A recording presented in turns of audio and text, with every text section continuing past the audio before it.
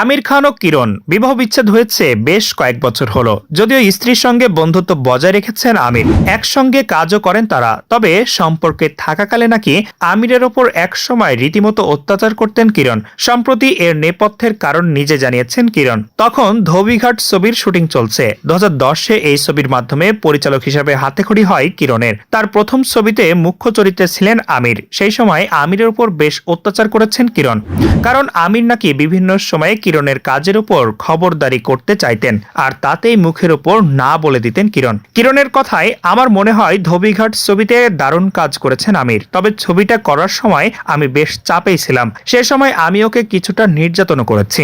আমির কোনো পরামর্শ দিতে এলেই আমি বলতাম না না না। নিজের জীবনের প্রথম ছবি, তাই খানিক আতঙ্কেই থাকতেন কিরণ। তার মধ্যে স্বল্প বাজেট, কিরণের কথায় সেটি স্বল্প বাজেটের ছবি। আমি আতঙ্ক ছিলাম যে আমি যা চাই তা করতে পারবো কিনা। আমি ছেটে অন্য সকলের প্রতি খুব যত্নশীল ছিলাম, কারণ স্পষ্টতই আমি অন্য কারো উপর তো আর চিৎকার করতে পারতাম না।